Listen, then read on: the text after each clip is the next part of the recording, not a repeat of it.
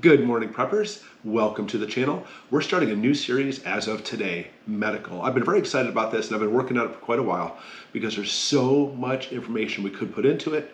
So I have to put it into terms that non-medical people know what's going on and be able to use the equipment appropriately and know when to use it. And of course, with that, I have to always give the disclaimer right here that I can't be held responsible. I'm no longer a licensed physician, even though I'm still a physician. And so therefore you have to contact your own physician to, well, do this medical stuff. Okay, with that being said, we're gonna break down our medical videos, a whole bunch of them, into two basic groups. The first group, obviously, is performing the medical treatments, the first aid. And the way I like to teach it isn't simply just teach it, but if you're familiar with my videos, but teach it with an understanding so you exactly know what's going on, because that's really the key, is understanding it rather than simply just like a mindless automaton robot doing what you're supposed to. But secondly, obviously, you're gonna have to know what to buy. You have to know what to put in your kits. And that's the other part of the videos. In fact, tonight's video is one of those videos on what you should be stocking up for your medical kit. All right, with that, every single thing I'm gonna mention tonight, well, almost everything has a link to it. A lot of the stuff I'll show you, but things like cotton balls, yeah, you can find your own cotton balls. I think things like that are obviously self-explanatory, but there's other things too that you definitely want to look at. So I put Amazon links on there. Not that I'm really trying to support Amazon per se, but at least you can click on it and see what the item is and see what it's about before you can purchase it from there or somewhere else. I'm doing that really just as a courtesy for you. What I always say to do, and what I always try to do for myself, is number one, is I don't buy everything at once. Instead, over a long period of time, I have a checklist. We'll talk about checklist in a minute. And I just watch for sales. I watch for clearances. I watch at yard sales. If you saw in a previous video, I got a huge box full of stuff for next to nothing. And then secondly, I like to buy things in bulk. And by doing that, I can actually put together little kits. You know, you ever seen it before? You buy something and it's a certain price and you buy it in bulk, it seems like a really killer deal. Medical supplies really adheres to that. The more you buy, the more significantly the cheaper it becomes. So what I like to do is buy in bulk. And this is Jenna, this is my 7-year-old's little kit I put together for her a few years ago. And basically has all the essentials in there. Buying it in bulk, I can put together her kit. She likes it, it's her kit. All our kids have one. And it also is good to teach them how to actually do the medical stuff and practice with it too. It gives them like a vested interest when they actually have their own stuff. That's what I like to do.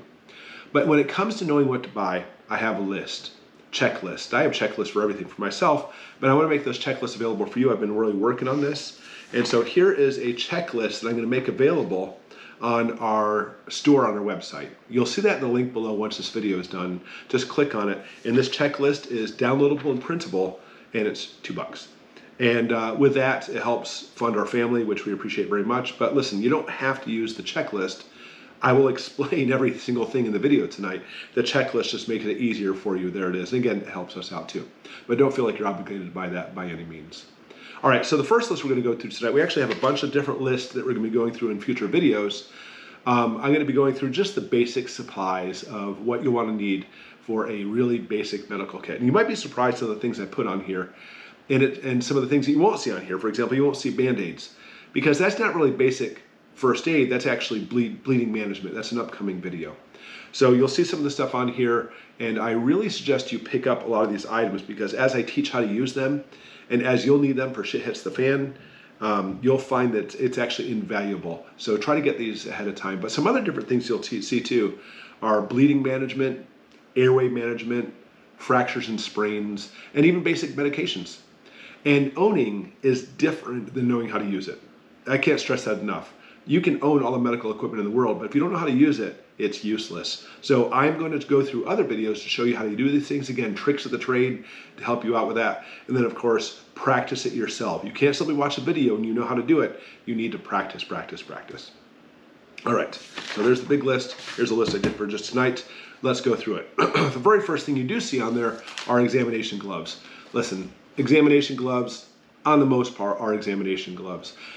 However, you will find some people are allergic to latex. You may not want to get latex ones for that reason, but any type of exam gloves, nitrile ones are actually really good. They can actually do almost everything you want to for medically speaking, almost. However, the second thing you'll see on the list are sterile medical gloves.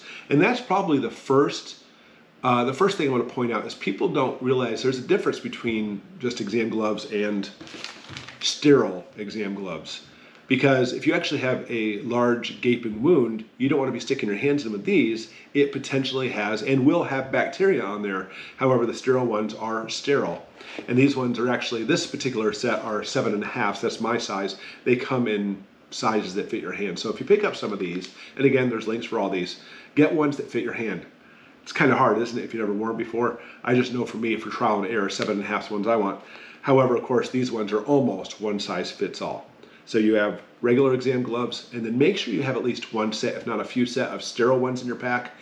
You would be surprised when the day comes you'll need them. Now, shit hits the fan, you don't have any sterile gloves and there's no medical treatments anywhere. Yeah, this will do better than nothing, but you definitely want to have some sterile gloves. Second thing you'll really want to have too, by the way, is a CPR mask. Now there's a few different types of masks. There's the kind that are like the little pouches that's actually like a little sheet you put over the patient's face. I recommend one of these guys. I mean, this is not somebody who is simply just saying it. I have performed CPR numerous times on people, and I'll tell you, if a person has a hole in them, a mouth, a butt, a woohoo, all those different things, there's stuff coming out. They're barfing, they're puking, they're diarrhea, squirting, peeing. CPR is one of the nastiest things you'll ever encounter in your life. And if you think you're going to do it without one of these masks, you're going to regret it. And I actually had lots of friends who weren't in like any type of emergency medicine who were like, oh my gosh, they always tell the CPR stories. I did a CPR on someone, I didn't have a mask. I was like, how gross was it? Like, it was awful. There's barf everywhere. It is the grossest thing. So let's even forget about transmittable diseases. Let's just talk about the grossness factor. This, especially this one, actually has a one-way valve, so that way you can breathe in, but they can't put it back into your mouth again. And they simply just breathe around the mask after when they breathe out. But I can't recommend enough getting one of these kind of masks, by the way. The little pouch ones that fit like in a keychain, they're like just a sheet you put over the patient's face, work. These work significantly better. There's an attachment for oxygen if you have oxygen. It has the one-way valve. It fits better in the face, especially if you actually have two-person CPR going, where the one person literally just holds the mask and breathes in. This is really what you want to go with. I mean, I can't stress that enough. They're not super expensive. I have tons of these things laying around everywhere, in cars, in the house. I don't want to get caught doing CPR without one of these things. This one comes with a set of gloves too. All right, hemostats. You have all kinds of different hemostats. You're going to want to pick up some of these. Even in the description, I put the link in the description below. You don't have to go with what I put on there. They actually have sets. You can get a set, or you can just get one. But hemostats come into straight, and they're little clamps. They clamp on arteries and such. Or you have curved hemostats, okay? And they actually have both different types of uses. So you'll want to make sure you have at least one, possibly more of each type, curved and straight. Not to mention some tweezers too, to be able to help out in your medical kit. Next up, EMT Shears. I'll tell you, when I discovered these things so many years ago, I thought I knew scissors. These things are incredible, and they will dull. I find that if you cut through casting material a lot, it'll start dulling them over time. But you understand, these things, I've done it many times, will cut through a penny. Will completely cut through metal, a metal penny.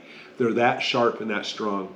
These things will cut through anything. And I'll tell you, the first thing you want to do when you come across any type of injury is expose the injury. And having some EMT shears is vital for that. In the link I put below, I put like a pack of 6. Obviously you don't have to get 6, but it's one of those things where getting 6 almost costs the same amount as getting 1. So getting a few is always a really good thing. Starting into medical treatments now, here is a precision skin probe of stainless steel. Now, once you use this, it is no longer basically sterile. In fact, I just touched it, it's not sterile. But having this to be able to poke through to pop cysts, well, zits too, I almost said, but cysts, and bacterial infection pustules and such is really good when shit hits the fan. Again, if you're not a doctor, don't be doing this stuff.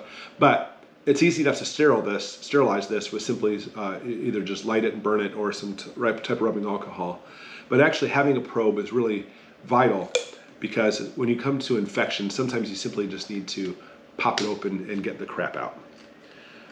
Disposable scalpels. Again, I buy things in bulk.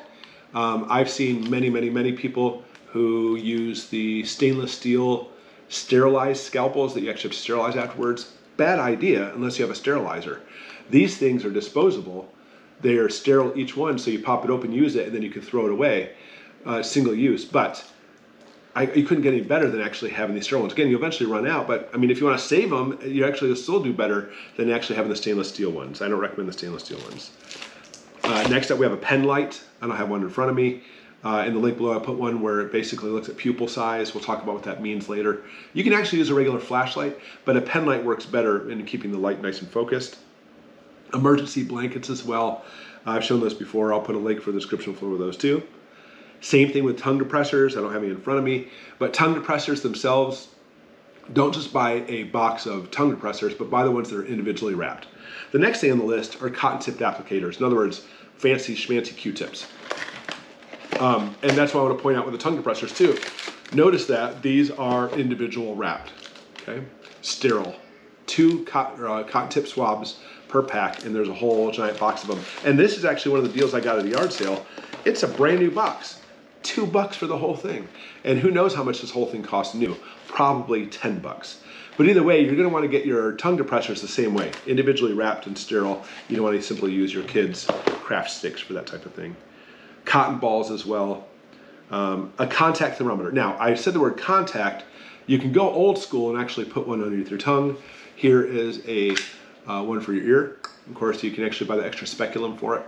I actually have some of those thermometers that you don't have to touch the forehead with, but studies are finding they're not as accurate. If that's true or not, I'm not sure, but I know we've had this one forever, and it works very well in determining temperature through the ear. Works great. Same thing with liquid bandages, ended up bringing it up for me. That and Superglue, you know, you can actually get them at your dollar store if you want to. I like buying the single-use gel superglues because if you're going to actually glue a cut, the gel works much better.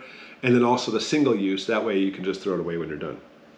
All right, one of my favorite things on the planet, Moleskin. Are you familiar with Moleskin? It started out understanding Moleskin when I started backpacking before I even did medical stuff. And you can see how much I like this stuff. I have like a mega box of it, but most people simply just buy a pack that has a little bit. But the Moleskin is simply just usually like a type of felt or soft material backed by a piece of plastic. And what you do is, you know, if it's actually one you need to cut, sometimes you can actually buy them that are already pre-cut or pre-sized. But let's say you're bugging out, and let's say you are starting to get a blister. Doesn't have to be your foot, obviously. But look, obviously this big thing is gonna last me forever. But here's a piece of Moleskin that fits perfectly over a blister I have on my foot. And let me tell you, I'm sure you've had it before. You try to walk with a blister, and it's so painful. So you just take this, pull off the sticky part. Here's the blister. Just put the sticky part on your blister, and problem solved. You'll be amazed at how well Moleskin works. It is like, again, my favorite item. So I would actually suggest you pick up some of this. If you're a big backpacker, well, I don't really backpack as much anymore as I'm getting older, but if you like to backpack or if you want to plan on bugging out or something, you might want to consider getting a big pack of it. I've had this forever. It's going to last me until after the day I die. So my kids will inherit that. Good for them. Large safety pins. I don't have those on here either, but safety pins, you'd be amazed how useful they become. A suction device. All right. Suction, at the very least, in the mouth, trying to get stuff out of there. You'd be amazed how often that has to happen. Using an actual medical suction is like no other. You know, the dentist industry uses them. We used them in the ER during code blues and stuff. Works very well, but you know, especially if crap hits the fan, you're not going to have that. You have a few options. One is an actual manual suction right here. Works really well. Puts all the crapola in this bottle for you. But you know, you don't have to go extravagant like this by any means. Again, I put a link for this, but you don't necessarily have to buy that. Having a turkey baster works sometimes. You know, if you get a good turkey baster, just put that in your kit. Or a Toomey or a large syringe can work very well too. The syringes are nice because not only can it suck some crap out, granted it can't suck really big things out of this, but this can also work for irrigating a wound too. So if somebody has a big cut, people argue, do you want alcohol? Do you want hydrogen peroxide? No, first thing you want is simply just some normal saline, which in a video in the future, I'll show you how to make your own saline, or you can buy the bottles too. But this works great for squirting things out, and you can suck stuff onto it. So having a big syringe on top of suction can work very well. Blood pressure. All right, this is where we kind of get into the dicey situation because there's a big difference between knowing how to take the blood pressure and actually knowing what taking the blood pressure means. okay? It's different. So obviously, if you have any type of medical background, you probably have a manual blood pressure cuff. This one works pretty well. Honestly, they don't have to be seriously sophisticated. The manual ones almost all work the same. They work very well. And of course, if you have the manual one, you'll have to have a decent stethoscope. Here's my Littman, which I used for years and years in medical practice, and this is my baby. This thing can hold anything. It actually has a hybrid cup, so I can actually decrease or increase the pressure to be able to listen to different organs inside the body. It is just awesome. But these together, checking blood pressure works very well. You can use a relatively cheap stethoscope to be able to check blood pressure, but if you're not familiar with checking blood pressure, if nobody's ever taught you how to do it, which I'll still teach you, but if nobody's ever taught you, then just get an automatic cuff. I mean, these have their problems too. You know, it's simply just having the cuff too high up or too low up compared to your heart and such. It takes batteries, so during the EMP it may not work so well. But this is my personal one that I check my own blood pressure with because it's much easier than using my manual one. Manual ones are fun. But anyways, it's up to you how you want to do it. If you have medical training, you may want to skip this one altogether and just go with the manual cuff. These are tried and true and have been working for a long, long time. Pulse oximeter, I didn't grab mine. Pulse oximeter, you can see it just clips on a finger and will be able to tell you how much oxygen's attached to the red blood cells. It can actually tell you if a patient's going to crash. If a patient's going to crash or code, you can see it in the pulse oximeter very quickly. Link for that below. An otoscope, I did grab mine. In fact, here's the case for it. I have a nice Welsh Allen one. This is my portable kit that cost like a ridiculous amount of money. And literally as I was getting out for this video, the base on it broke, just completely fell apart. So you can see here's the otoscope, be able to check the ears. Obviously this one has an ophthalmoscope set too. Ophthalmoscope is practically speaking well beyond what you're doing for anything in our videos at all. If you're a physician, sure, but not even all physicians use that, you know what I'm saying? But the otoscope, yeah. So I actually put a cheapy otoscope. This is like a $600 set, I think it was when I bought it years ago.